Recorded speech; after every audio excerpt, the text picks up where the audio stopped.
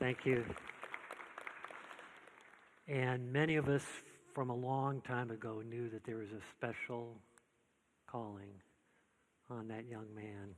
And to see him grow from a little boy to what he is now is thrilling for all of us. Well, my message is going to be from, it's probably a story that everybody in here is familiar with. So this isn't going to be flashy, it isn't going to be new, but when I felt months ago to kind of really study John 4, the story about the woman at the well, and of course I've read it many times before, but I just read it, and I'd glean some things, and I'd read it again, and across a few months' time, I went back to it dozens of times. So I want you to have that and my love that grew for this story and the things I gleaned out of this word. So I want to encourage you to feel the same way. I'm not going to be reading you, telling you, speaking anything new, but hopefully it's like you that as I go through some of these things that touched me, hopefully maybe everybody in here, if you could even, what the Lord speaks to you is what's going to matter to you. And if everybody could take one thing out of this, it would bless my heart. And I chose the title for this to be Open My Eyes because it kind of represents a couple of the main lessons that I picked up from this. Now, I love parables and stories, but I make a distinction between them because Jesus told a lot of parables, and some were everyday examples of something that would be representing something else, like out of nature. And others were just parables, were made-up stories that Jesus told. And to make something easily relatable to people as long as they understood what the components represented. And it took sometimes coming to Jesus to ask him in those parables what they really meant. But some stories are telling what happened in his life. And that's what this is. This isn't a parable. This is a story. This is a day. It actually ended up being 3 days in Jesus' life. And we know this was early in Jesus' ministry because John 3 and 4, we'll be in John 4 today, but John 3 and 4 are connected. And at the end of John 3 and the beginning of John chapter 4 is when Jesus and his disciples were baptizing, but John the Baptist was also baptizing at the same time. So we know it was early in Jesus' ministry because John wasn't cast in prison yet. So I'm going to start with the very first verse in John 4. This will be verses 1 through 3. So then when the Lord knew that the Pharisees had heard that he was making and baptizing more disciples than John, although Jesus himself was not baptizing, rather his disciples were, he left Judea and went away again to Galilee. Now, why did Jesus care if the Pharisees knew that he was making and baptizing more disciples than John? Why was this included in John's gospel? Now, the very last verse in John talks about how that this was written for you, but there's so many more things that Jesus did that I suppose that if they were all written, that the world couldn't contain all the books. So we know, John had that concept. We know if there's something that's in the word anywhere, but we know it in John. If it's in there, even the smallest little detail, it's there for a reason.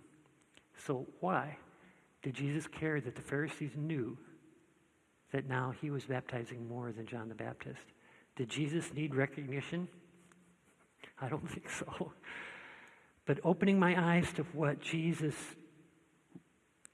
really wanted really helped me understand this. This is one of the things I got as I was going back and back again. This is Jesus wants to reveal himself.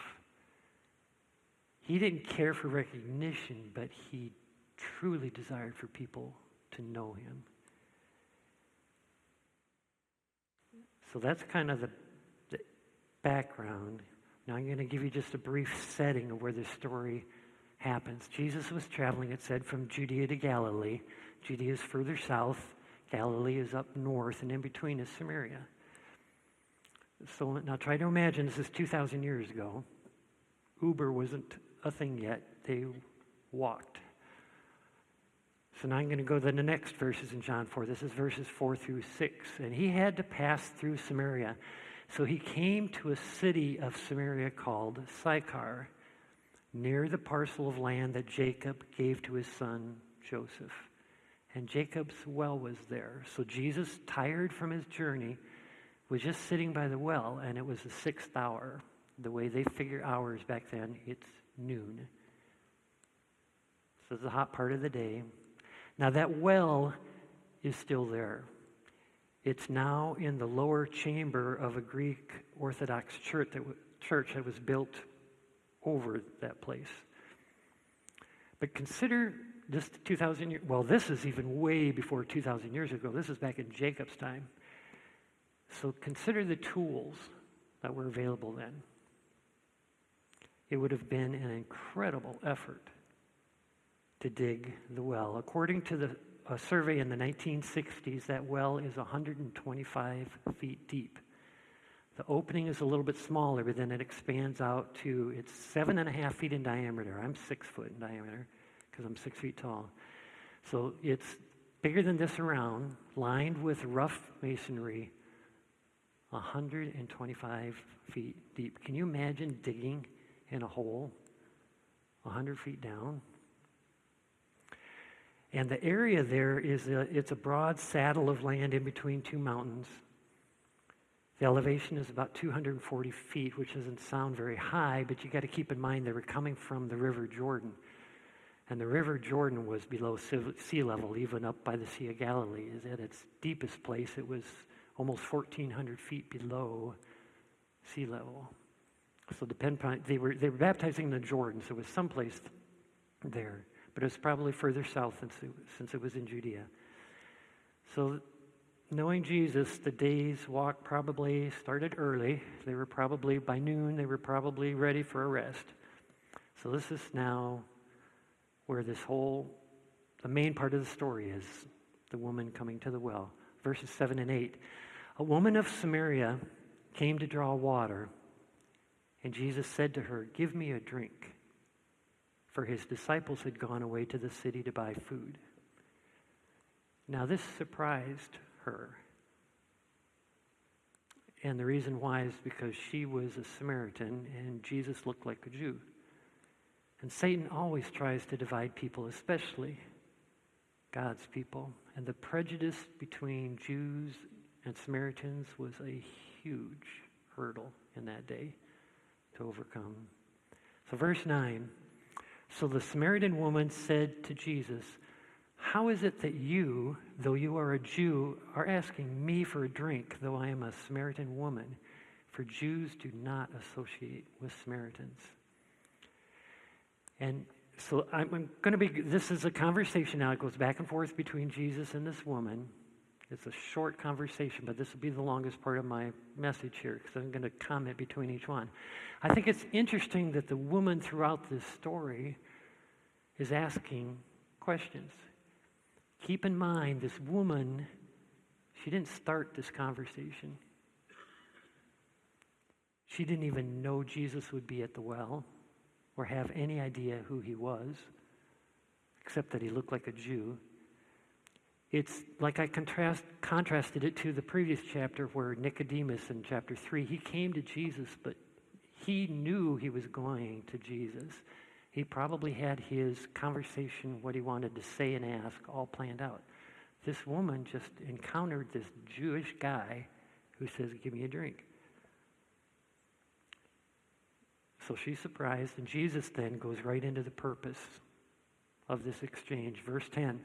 Jesus replied to her, "If you knew the gift of God and who it is saying to you, 'Give me a drink,' you would have asked him, and he would have given you living water."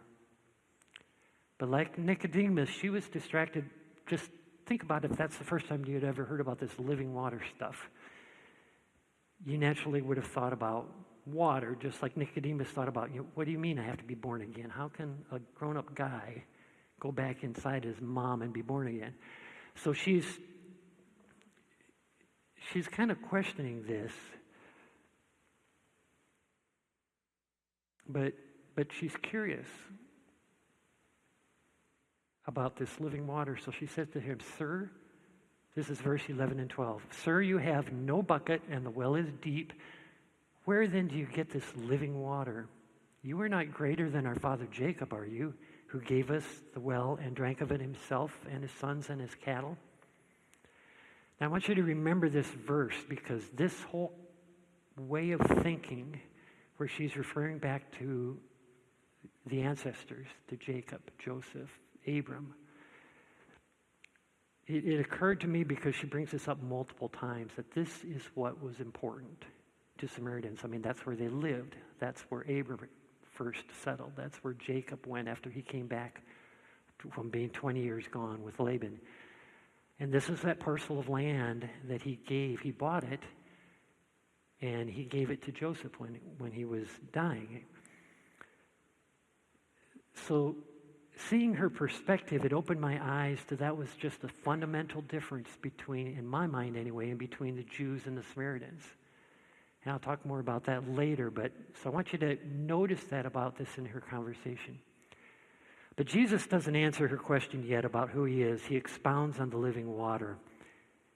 Even though she's asking the questions, Jesus is driving this conversation. It's a short one. It amazes me when I read these accounts what Jesus could accomplish so quickly. So this is verse 13 and 14. Jesus answered and said to her, "Everyone who drinks of this water will be thirsty again.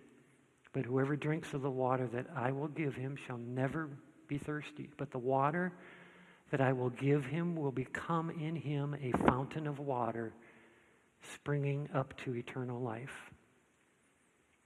So again, contrast to Nicodemus. Nicodemus couldn't get over. The conversation with Nicodemus didn't go very far with Jesus, because he was stuck on this natural being born again.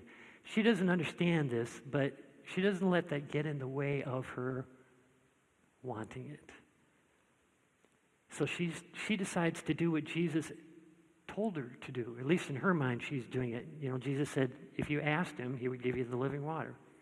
So she asks him, verse 15, the woman says to him, "Sir, give me this water so that I will not be thirsty nor come all the way here to draw water."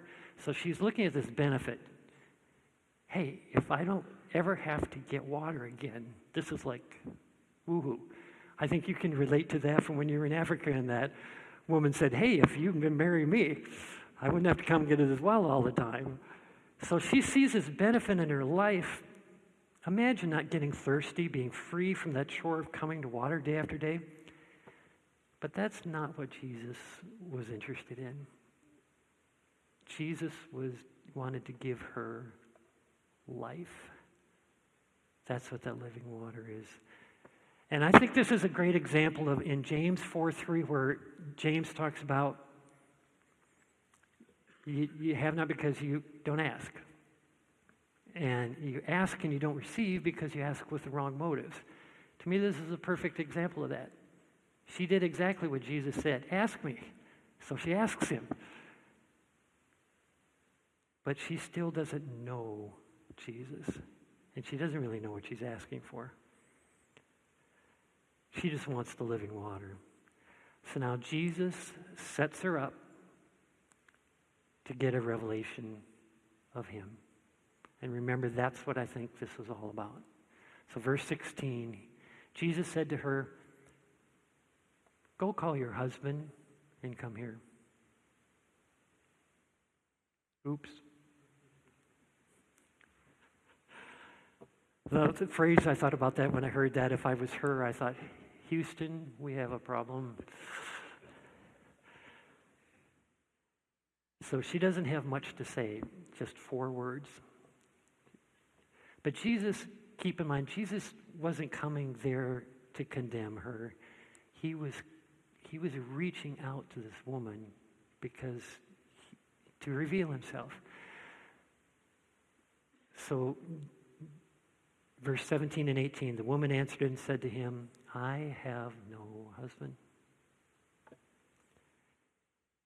Jesus said to her, "You have correctly said, 'I have no husband.' For you have had 5 husbands, and the one whom you now have is not your husband. This which you have said is true. Now think about that. If you were that woman there, you've kind of got a choice at this point. She could have hung her head in shame, just kind of tried to shrink away into the background. But instead, and I think this is amazing thing that we can all learn in our own lives, is she focused on Jesus from a Samaritan's perspective. So verses 19 and 20, the woman said to him, "Sir, I perceive you are a prophet. Our fathers worshipped on this mountain, and yet you Jews say that in Jerusalem is a place where one must worship." So Jesus goes on, he acknowledges the divide between the Jews and the Samaritans, but here Jesus offers the bridge, this doorway to life. So verses 21 to 24, Jesus said to her, "Believe me, woman, that a time is coming when you will worship the Father neither on this mountain nor in Jerusalem. You Samaritans worship what you do not know. We worship what we do know, because salvation is from the Jews. But a time is coming, and even now has arrived, when the true worshipers will worship the Father in spirit and truth. For such people the Father seeks to be his worshipers. God is spirit, and those who worship him must worship in spirit and truth." So now the woman, she's getting quite a glimpse here. She sees that Jesus not only knew her, they had never met, so she discerns, hey, this guy, he had to get this prophetically. He's never met me.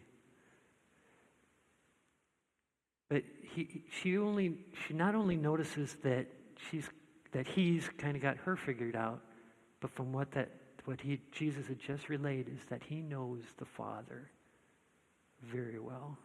So she voices a view of Messiah, and again from a perspective that I think was different than the typical expectation of the Jews. Verse 25, the woman said to him, "I know Messiah is coming, he who is called Christ. When that one comes, he will declare all things to us." So this was, I think, the Samaritan anticipation of the Messiah. Was this, he's going to come, he's going to tell us everything. This is going to be, but I contrast it to so many times the Jews, they were just waiting, well, the Messiah's going to come and he's going to restore the kingdom to us. He's going to kick these Romans out of here. So this is the way that I kind of saw the difference one of the differences between the Samaritans and the Jews. So the verse that she was quoting to is out of Deuteronomy 18:18. "I will raise up for them a prophet from among their countrymen like you, and I will put my words in his mouth, and he shall speak to them everything that I command him." So Jesus wraps it up. This conversation, this is only the 7th time that Jesus has talked. And this is going to wrap it up. And remember, this is early in his ministry. And so he just plainly comes out and says, this is verse 26, Jesus said to her, "I am he, the one speaking to you." Now, the word he is in italics, and that means that the translators added that word just to make it more readable in our language. But that woman would have recognized that phrase, "I am," that Jesus was associating himself with God the Father. And Jesus said it many times in his ministry, and that's something that the religious Jews really stumbled over. But that was enough for her. So she left. The conversation was over. The woman, in her excitement, she leaves her water pot and goes to the city to tell everyone. Okay, so that's That was the longest part of this message, so thanks for sticking with me here. There's just 2 more parts left. It switches now to she goes to the city to gather, to tell everybody.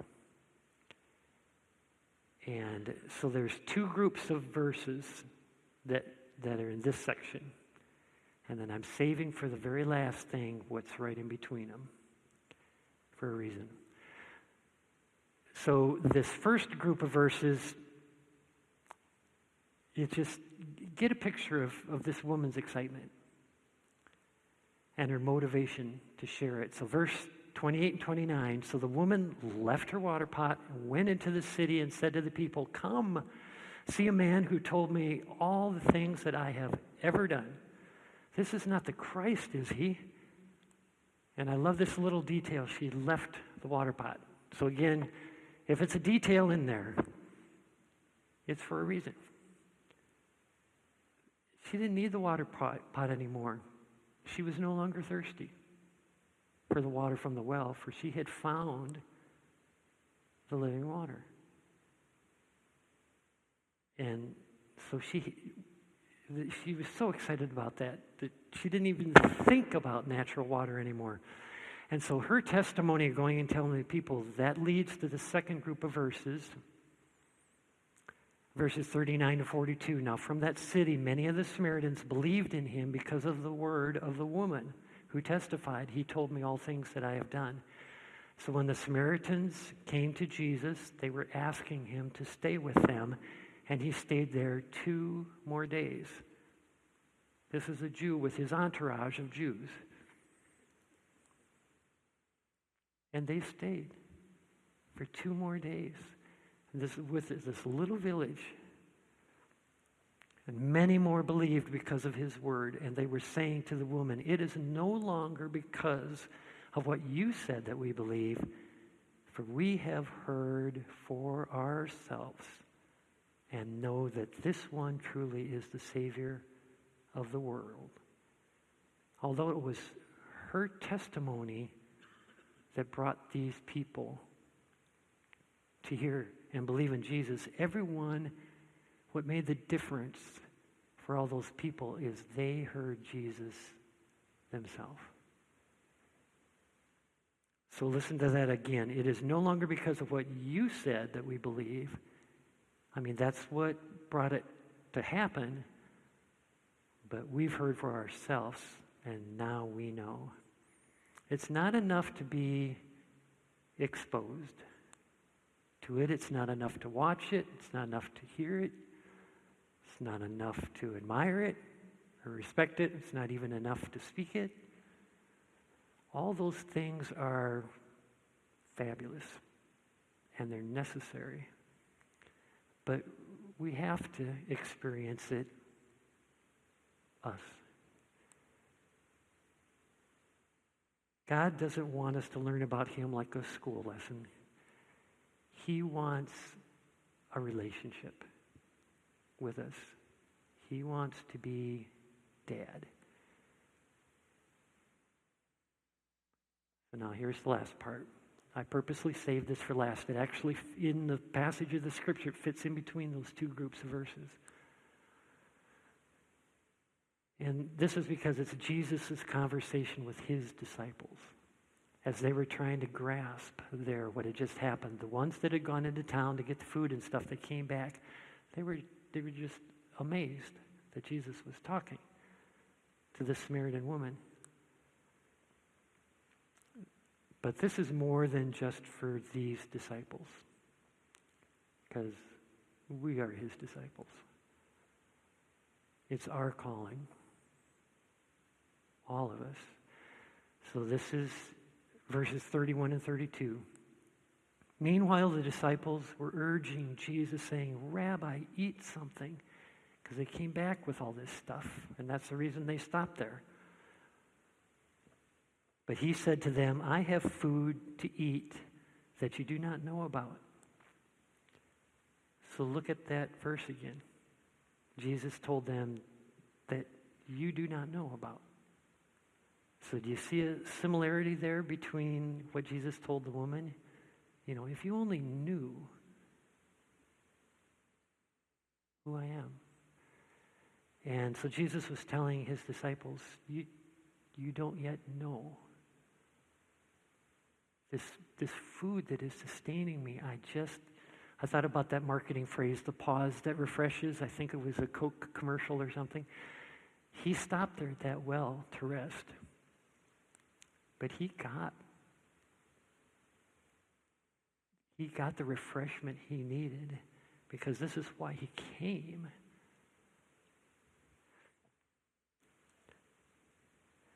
So now, verses 34 and 35. Jesus said to them, "My food is to do the will of him who sent me, to accomplish his work. Do you not say there are still 4 months and then comes the harvest? The harvest is 4 months away. Behold, I tell you, raise your eyes, observe the fields, they are white for harvest." And I really like the wording. This was the translation I used was the NASB, the New American Standard. He said, raise your eyes. So I looked at that a little differently, because sometimes opening our eyes is a revelation to see something that impacts your life, and that's great. But sometimes we have to lift our gaze away from us, our needs, our desires, our problems. Raise our eyes and look somewhere else. Open your eyes to the harvest of the others, the field that's right in front of our eyes. The harvest might be 4 months away, but this field is right in front of our eyes. We're standing in the field that we're standing in. It doesn't matter if it's in season or out of season. God has already sowed seeds in someone's life that's just waiting for you. And I thought about that. It was just this morning. Like I said, this for across months. A lot of times when I wake up in the morning, that's sometimes where the Lord just speaks the plainest to me, because my mind is clear. So I can't tell you how many mornings, how many times I'd pick up that passage and read it again. The Lord would show me something. I can't tell you how many mornings that I just lay in bed and just see something of this or anything else. But I thought, just this morning, I thought, when did Jesus know this woman? I mean, he obviously had a prophetic understanding word, because there's not somebody else that bumped into him and said, hey, you sure you want to talk to this lady? She slept with 5 men. So when did Jesus know that? It doesn't matter, if he knew it even before he came to the well, if the Lord showed it to him, if the Father, the Spirit showed it to him while he was talking to her. It doesn't matter. But I thought God did.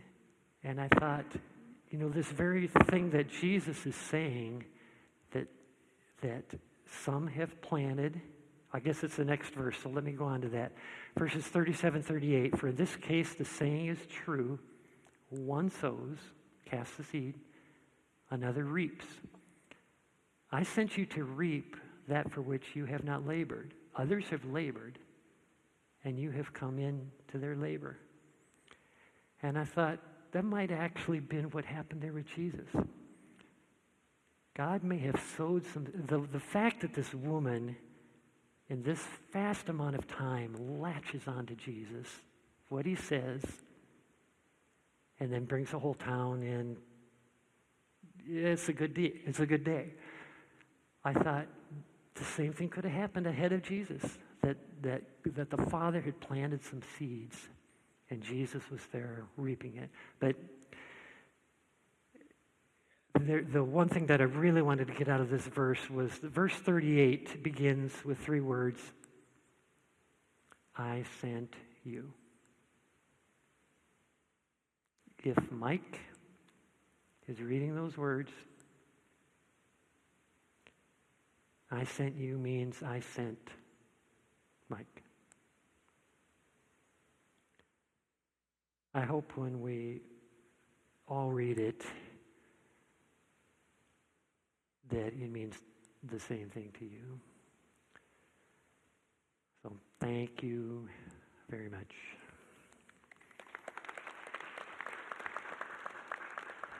That whole concept, that is what my desire for that is what has led me into the reason I wanted to go look at that parable in the first place, is I want to reach people.